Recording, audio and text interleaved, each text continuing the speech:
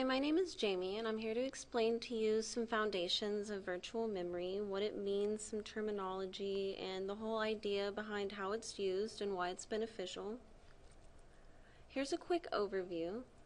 Why is virtual memory good? Well, it's very good, especially consider if you have a collection of programs running all once on a computer.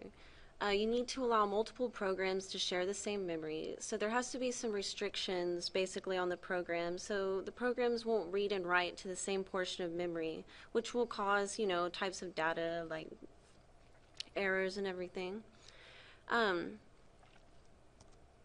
It basically works from the principal locality, and virtual memory is possible as well as caches.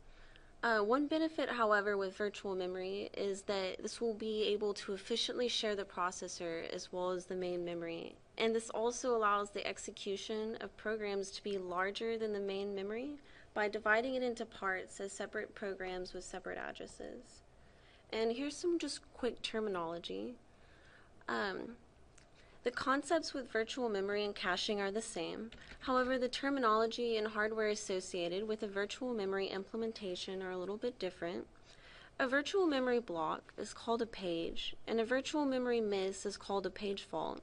And address mapping or address translation is the general term for the overall process. And here's a very simple representation.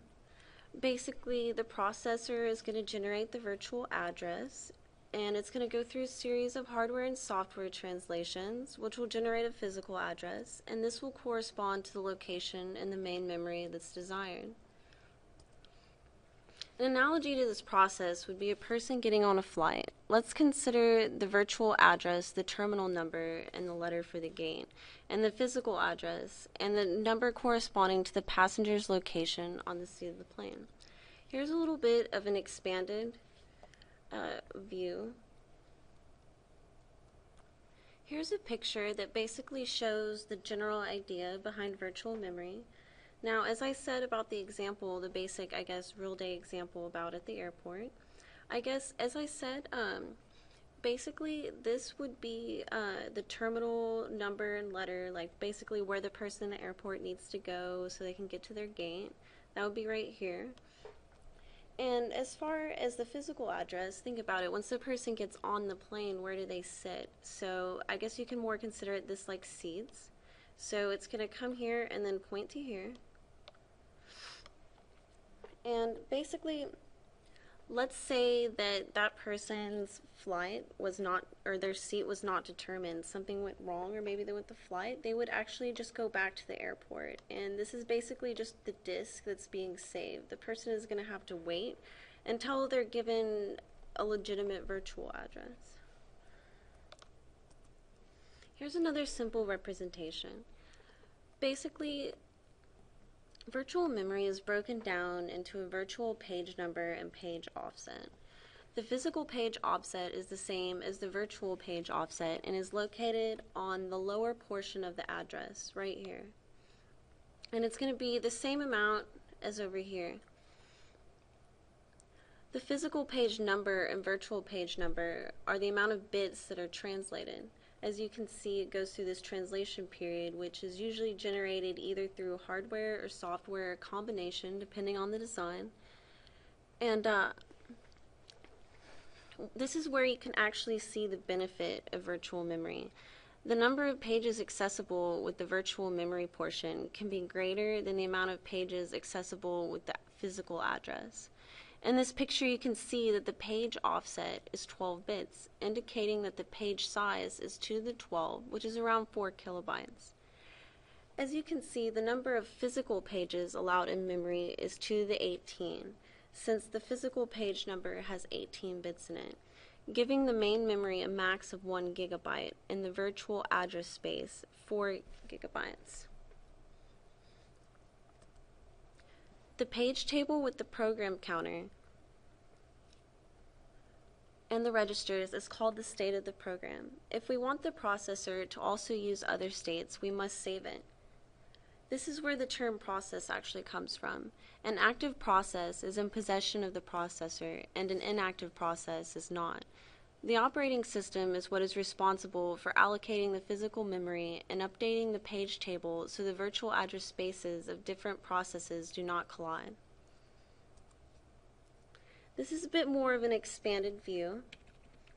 In this picture, you can see that the virtual page number determines the index of the page table. So you can see right here.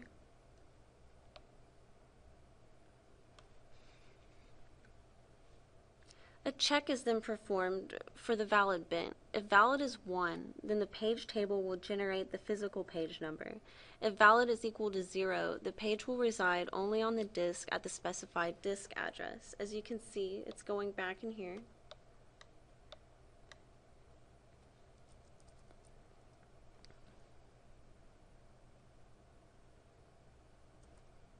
Here's basically an example. Just to kind of give you an example of what we've kind of covered so far in general. Basically, if you've ever been into the Windows Task Manager, you can tell these are your tasks or your applications that are running.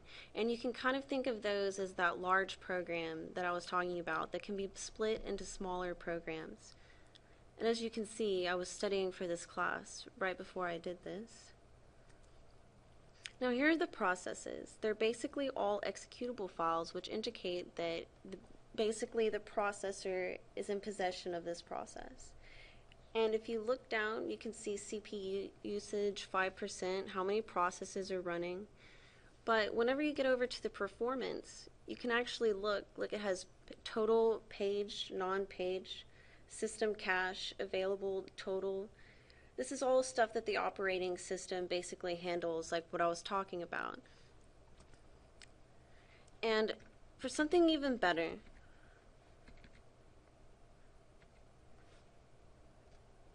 if you really think about it, the basic method of virtual memory that I talked about before is actually kind of undesirable if you think about performance, because it would actually take twice as long, because the page tables are stored in the main memory, and every memory access can take at least twice as long, one to get the physical address and one to get the data. Modern processors with better performance include a special cache that keeps track of recently used translations. This is referred to as the Translation Look-Aside Buffer, or TLB. The TLB is also a cache, so it has a set associative properties as well, which could be good for bigger types of processors. Here's even more of an expanded view of what I'm talking about. You see how the page table in this actually doesn't have a tag, so it's actually not a cached, but it's just used to generate a physical address if the page number doesn't match the TLB, which can be translated into a TLB entry or written to the disk as a page fault. See right here, this would be where, this would be a page fault. It would actually just go back in the disk and store it. Now that was just a very general explanation of this picture. To actually go a little bit further in explanation, with the virtual page number, which is located up here,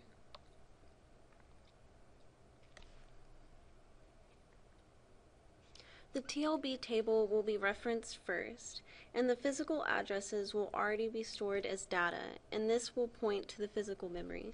As you can see right here, here's the physical address, and here's the TLB table. The corresponding reference will then be turned on, and here are the reference bits right here. If there is a miss, then the page table will be examined. Here's the page table down here, and as I said, it's not a cache because it doesn't have a tag.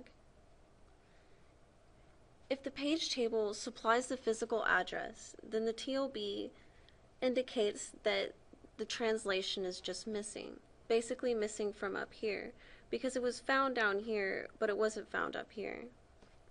In this case, the processor will create a translation. It will create a translation basically from this information to this information, and it depends on a variety of things. And then it will put it back into or it will now insert it into the TLB table, and then try and reference it again.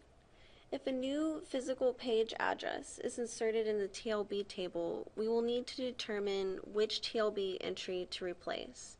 The reference and dirty bits are contained in the TLB entry, so once a new entry is inserted, we will need to copy these bits back into the page table because they need to match, as you can see right here.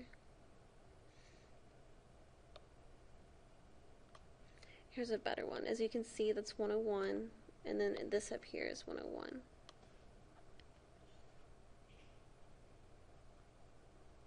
And actually, these bits are actually the only bits in the TLB entry that are allowed to be modified. The TLB mistime is predicted to be small, leaving write back very efficient. Now, if there is no page table match, this is what's called a true page fault, and that will occur, and as I said, that will go straight back into disk storage. These exceptions are always handled by the operating system and will vary depending on the programmer and the design. For instance, servers use TLB caches for their users. When you send them their info, it's basically their server recognizes your information and it'll search for your information on their TLB table. And if there is no match, it's actually programmed after that to register you into the TLB table, and it will also put you on a page table. And that's basically a good real life thing to talk about. Hello, man, I just don't know if I can do this. Okay.